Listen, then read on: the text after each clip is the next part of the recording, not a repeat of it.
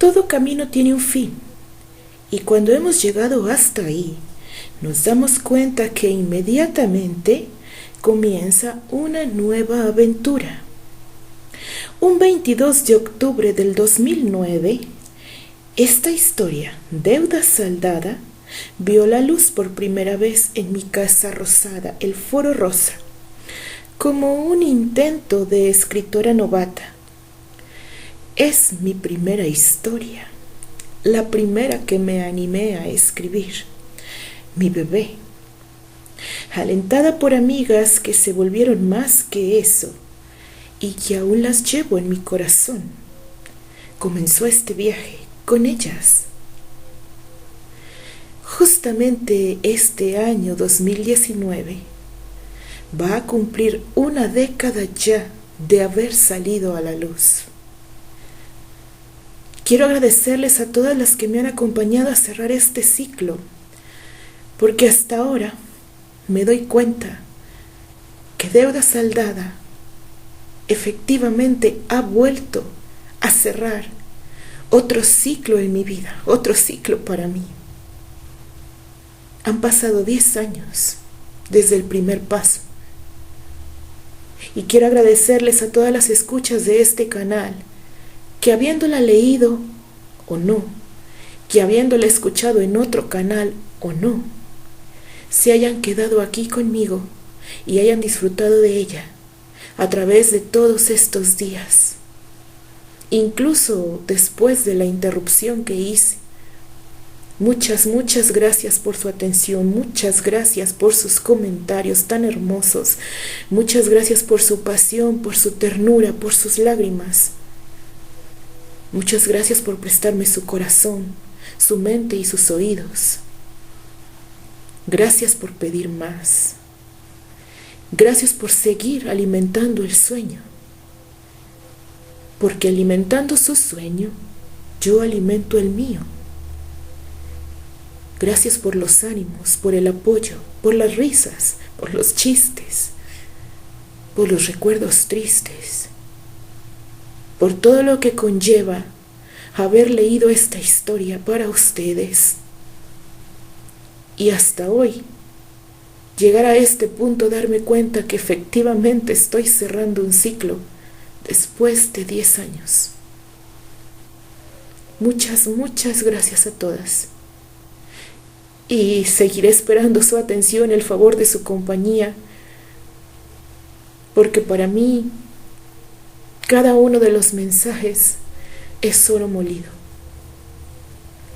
Queridas escuchas, queridas lectoras, queridas amigas, queridas suscriptoras y todas aquellas escuchas silentes que no se han atrevido aún a dejar un mensaje, mil gracias. Y no me resta más que decir: gocen de mi lectura como yo gocé escribiendo hace una década. Deuda Saldada, escrita y narrada por Odette, chica de Terry, para su canal Azul Zafiro Terry Fix. Es el último viaje. Epílogo.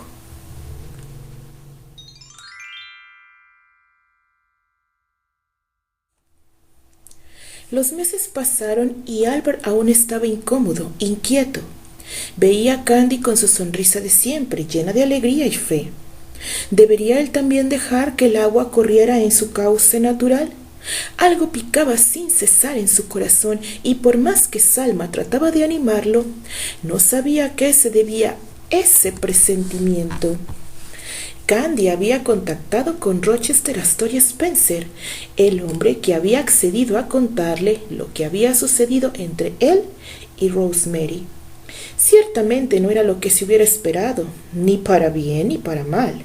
Luego se detenía un momento y pensaba el rubio que Candy era el producto de esa unión, y entonces sintió que tal vez no era todo tan malo como su cabeza llena de moralidades infundadas por la sociedad ahora le atacaba. Candy era un milagro, había dicho Salma en voz baja. Albert estaba comenzando a creer que era verdad en todo lo que esa palabra significaba. Constantemente Salma le recordaba cómo era que Willy había venido al mundo. No era la misma situación. De hecho, entre ellos había amor, y de esa pasión de juventud nació su hijo, el cual estuvo velado para su mundo y conocimiento por mucho tiempo. No obstante, al saber de su existencia, lo amó irremediablemente. Siendo Candy poseedora de un enorme encanto y candor, ¿por qué no habría de ganarse el amor de su padre natural? Pero su hermana Rosemary, tratándose de ella, su cabeza era un caos total. De pronto, de la nada, a unos días de cumplirse el 21 aniversario de la muerte de Rosemary, George Johnson con todo protocolo pidió una audiencia privada con el jefe del clan de los Arlight. Al ver el anuncio tan ilógico de su secretario personal, frunció el ceño completamente extrañado. George pidiendo audiencia privada y en una fecha en específico, la fecha en que su hermana había muerto. A unos días de la fecha prevista, John Johnson había desaparecido. Tenía todo bajo control como era su costumbre en cuanto a asuntos financieros se refería, pero no había puesto un pie en las empresas o en la casa Arlight. Un misterioso viento se dejó sentir aquellos días de otoño. El pequeño bebé Granchester había cumplido 1 año. Hacía unas semanas atrás y habían tenido una hermosa fiesta en el hogar de Pony, rodeado de todos los niños y de su aún joven tío primo, Willy. El otoño tocaba las puertas de Leywood y las primeras hojas comenzaban a desprenderse de los árboles con demasiada prisa. Algo parecía avecinarse. Estaba seguro. Pero Albert no tenía idea de qué podría ser.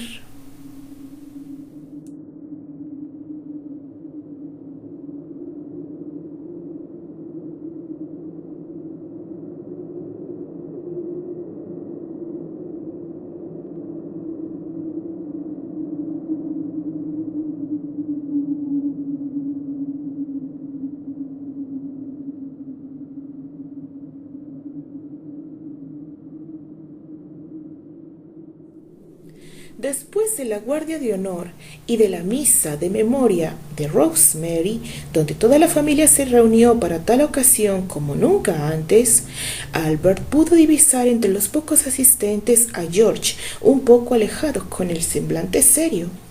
Después de depositar las ofrendas y llenar el mausoleo de rosas del jardín de Leywood, los asistentes se retiraron. Albert se fue dejando a Candy y al señor Astoria en la tumba de su hermana. La petición de su sobrina de permitir que ese hombre viniera a la propiedad Arlight y le fuera permitido visitar la tumba de Rosemary fue lo más duro que Candy pudo pedirle. Sin embargo, con intervención de Salma, el rubio accedió. Se retiró de inmediato. No quería toparse con aquel hombre. La sangre corría desbocada por sus venas de forma ardiente. Aún no era capaz siquiera de estrecharle la mano, pero tampoco se sentía con el derecho de negarle a Candy esa parte de su vida. Además, tenía una cita con Johnson en la biblioteca de la gran casa de Leywood. Estaba ansioso por preguntarle el porqué del misterio, el porqué del estricto protocolo, si él lo consideraba un gran amigo, un mentor, casi un padre, aunque fuera demasiado joven para considerarlo como tal. Quizás era lo mismo que le sucedía a Candy con él. Ellos indudablemente se amaban, lo hicieron desde que se conocieron, pero nunca se vieron con ese riguroso protocolo que los distanciaba a un brazo. Ellos siempre mantuvieron una familiar intimidad, aunque ni en siglos imaginaron que ese amor que les unía, ese hilo invisible, era la sangre que los llamaba a encontrarse y a ayudarse mutuamente. William no entendía el por qué George había echado mano de esos procedimientos tan estrictos y rígidos para hablarle. No con él. Respiró hondo, besó a Salma, abrazó a su pequeño y se despidió de ellos desapareciendo en los confines e intimidad de la biblioteca. Pidió no ser molestado. y ver que era aquello que había puesto a George al puro estilo de mano derecha de los Arlight. Imaginaba que tendría que ser algo serio, puesto que utilizaba todo el específico ceremonial y no era algo que él hubiera encargado para que en absoluta confidencialidad George lo llevara a cabo por sí mismo. Entonces su mundo giró rápidamente. Era el encargo de otro Arlight, pensó Albert. Pero, ¿de quién? ¿De Candy? No lo creía en absoluto. Ella siempre acudía a él de forma espontánea y sin temores ni convencionalismos. ¿La tía abuela, quizás? Estaba su cabeza girando demasiado rápido cuando el toque de la puerta lo hizo parar en seco. Señor Arlight, soy George Johnson. ¿Me permite pasar? Albert se quedó estupefacto. ¿Cuándo George había hecho tal cosa, sabiendo que ambos estaban solos y que entre ellos esa clase de respeto solo se restringía a asuntos de negocios? De pronto el rubio tembló estremeciéndose. Adelante, permitió, dándose cuenta que había contestado en el mismo tono parco. El rostro de George era imposible, impasible e inescrutable. Tenía demasiado tiempo de no ver ese gesto que no decía nada. La última vez que lo vio era solo un niño y su hermana aún vivía. Antes de que Albert pudiera emitir palabra, George se adelantó. Parecía que tenía demasiada prisa por soltar lo que fuera que venía cargando. Vengo a entregarle un encargo muy especial, señor Arlight. Se me instruyó a que le entregara en propia mano. Este día exactamente. Albert observó casi con horror cómo de su portafolio negro sacaba una carpeta de cuero y de ella alcanzar un sobre con la energía y exactitud de un eficiente administrador para ofrecérselo.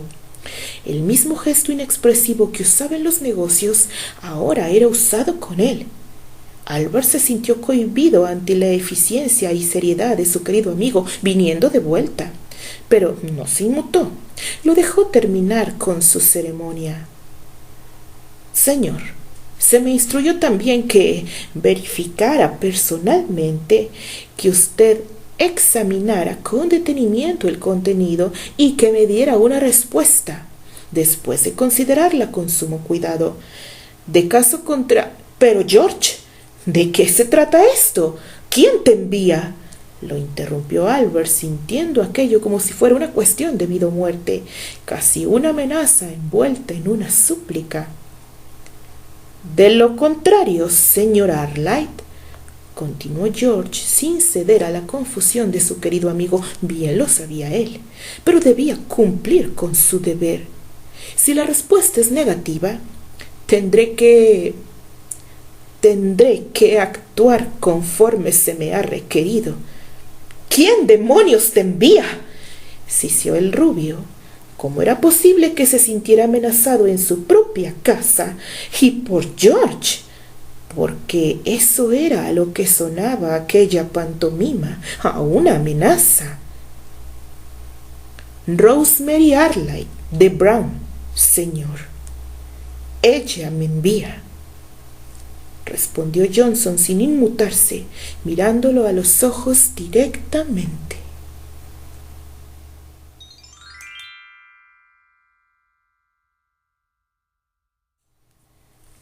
Mientras Albert leía el contenido del sobre, su cara estaba completamente pálida. George estaba sentado frente a él, midiendo cada uno de sus gestos. Esto le resultaba bastante incómodo también, pero no podía fallarle al amor de su vida, aunque ella lo hubiera puesto en una encrucijada. Fue lo último que ella le solicitó, que ella pidió, precisamente a él. Aún no sabía de qué se trataba a ciencia cierta. George podía imaginárselo después de los acontecimientos del último año, aún así se negaba a especular. Él había hecho una promesa a esa mujer que siempre amó, pero ella, a su pesar, le había confesado en su lecho de muerte, quizás por misericordia, que hubiera deseado haberlo amado. Aquel era un amor imposible, bien lo tuvo claro todo el tiempo, pero en el corazón no se manda. Él cumpliría con su promesa después de no haber sido capaz de aminorar ninguno de los dolores de Rosemary en vida. Porque esa era la razón de su vida y energía, entregarla a los Arlight, porque fueron ellos quienes lo salvaron de su terrible destino en las calles de París. Su padre y tutor, su bondadosa esposa, su hermana, el amor de su vida, y el mismo William Albert, a quien respetaba y amaba como a un hijo. Si Albert se negaba a la petición de su hermana difunta, él tendría que leer su última voluntad y cumplir con lo que Albert se negara a hacer. Rosemary le rogó, unos meses antes de su fallecimiento, cuando aún tenía suficiente fuerza y claridad de mente, que siguiera cada uno de esos pasos que él juiciosamente estaba siguiendo. Esperar a que cumpliera 21 años de muerta y su primogénito Anthony Brown tuviera 25 años y su bebé desconocido, ahora lo sabía él, tuviera 20 años cumplidos. Mientras Albert leía en total silencio, tomando bocanadas de aire de momento en momento, hacía un rápido recuento de los años y de todas las cosas que Rosemary nunca imaginó que sucederían después de que ella ya no estuviera. Su bebé desaparecido resultó ser una niña que, risiblemente, había estado tan cerca de ellos. Luego, la chica por sí misma llegó a Leywood por un encuentro que tuvo con William A. Arlight, el mismo, que siendo muy joven intentaba escapar de su mundo, y Candy era una tierna niña que, sin imaginarlo, sería la causa de que William volviera a tomar el lugar que le estaba destinado y al cual pertenecía.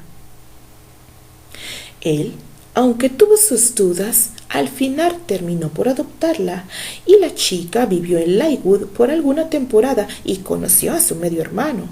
Compartió con él, se amaron, y Anthony, el joven Anthony, murió también. Todos creyeron que con él se iba el último vestigio de Rosemary, pensaba amargamente Albert, pero las rosas en el jardín se negaban a secarse, y una más hermosa floreció a mi cuidado sin saberlo. Candy estaba entre nosotros siendo repudiada por su propia familia, y aún sobre eso, ella se ganó el lugar que por legítimo derecho le corresponde. Sea lo que fuere que Rosemary quería pedirle, ella no podía imaginar todo lo que sucedería en su ausencia. El gran sillón de piel rechinó cuando Albert se dejó caer hacia atrás pesadamente, llamando la atención de Johnson al presente, que también se encontraba haciendo su propio recuento de los daños. ¿Sabes lo que dice esta carta, George? ¿O el contenido del sobre? No, señor. No tengo acceso a ella, a menos que usted se niegue a la petición de la señora Rosemary Arlight. Deja de hablar de esa forma, como si no me conocieras, carajo, sisió exasperado.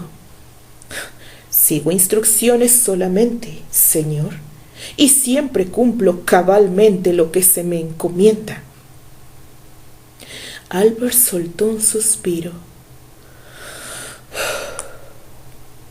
Uno de los papeles era un Nuevo Testamento de Rosemary que impugnaba el primero, que ya se había leído a su muerte, y cómo deseaba que fuera repartido lo que era de ella entre su hijo, Vincent Brown, algunas obras de caridad y su otro hijo. Albert entonces reflexionó sobre lo que leía. Él era muy joven en aquel entonces, no recordaba haber estado presente en la lectura del testamento de su hermana, ni tampoco se había percatado hasta ese momento de tal cosa. Anthony lógicamente murió intestado, y el dinero que era de ellos se acumulaba en una cuenta de la cual se desprendían esas obras de caridad que mencionaba. Nunca le dio importancia. Todo marchaba bien. Nunca hubo números rojos, puesto que el mismo George se encargaba de esos activos. La fortuna de Rosemary solo crecía y crecía, y el dinero se acumulaba. No había herederos. Según entendió, Vincent Brown se había negado a recibir su parte. Anthony había muerto. El dinero era solo eso, dinero en una cuenta bancaria.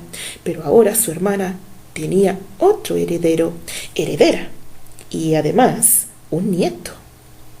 Albert cerró los ojos.